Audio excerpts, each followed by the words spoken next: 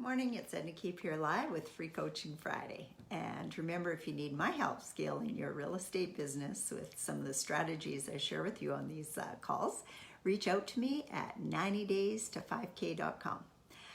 Thanks for listening, everyone. So today we want to talk about another scaling opportunity, and it is REITs, also known as real estate investment trusts.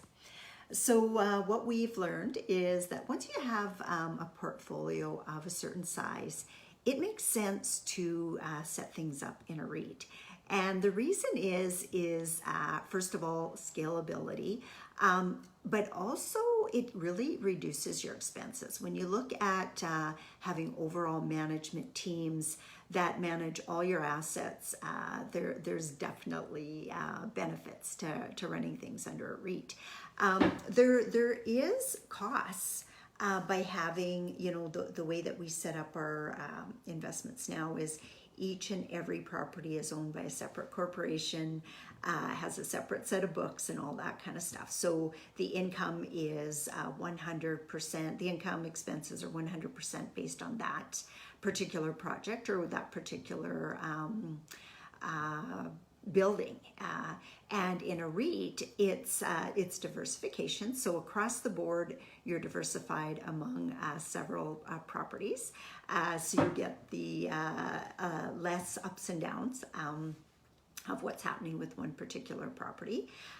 Economies of scale means you can hire different people, better people, manage them, because as you get bigger, there's just things that you can do that, purchases, for example, flooring and fridges and stoves and siding, whatever you're doing on your building, you can get better rates if you're dealing with a whole bunch of properties and getting things done. Property management software, even bank accounts, Quicken, all that different stuff is all based on economies of scale. If you have one property, it's a certain cost, but then as you go up and consolidate some of that stuff, it definitely saves you some money.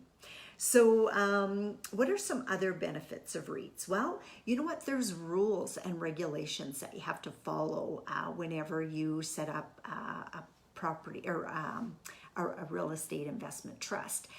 For example, one of the fellows I was talking to just recently and doing my due diligence is he does not buy anything under a 7 cap. And it's actually written in the mandate of the REIT that he set up. So that's standard. He won't look at anything that doesn't provide at least a 7 cap. And nowadays, in a lot of areas, 7 cap is really difficult to find. So it forces you to really, really, really look for the bargains. But what I've also found in talking to different people that own REITs is if they can go into a community and buy like 300 or 500 units at one time, again, economies of scale, you can get them for better prices than you can when you're just buying, a 12 or 18 unit at a time. You can get better financing, and then again, the REITs usually pay out a 6 or 7% annual return on your money, and your principal you can access anytime you want as well.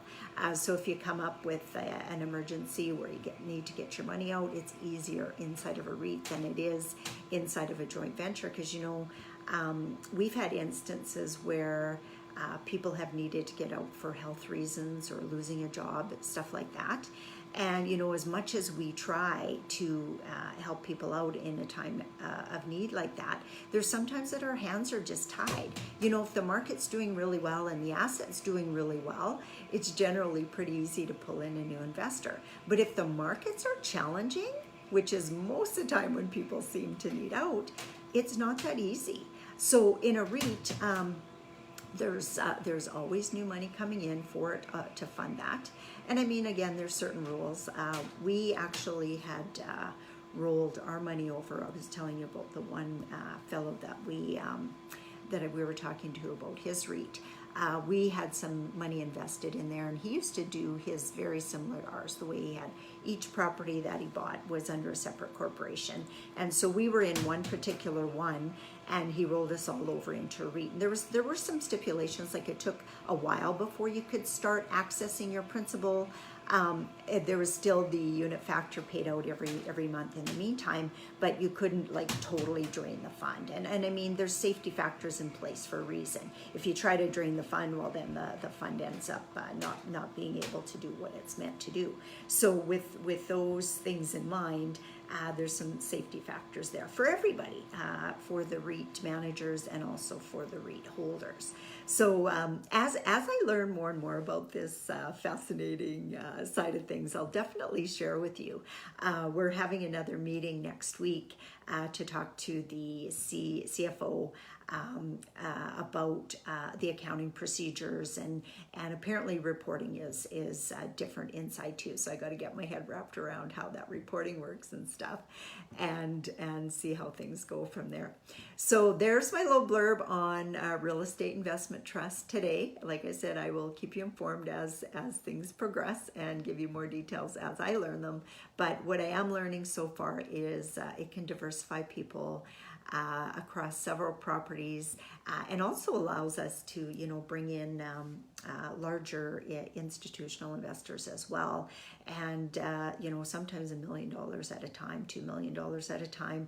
So then your fund can go and buy even more strong cash flowing properties in more diverse areas as well. So those are some of the things that we're working on. And like I said, we'll keep you informed.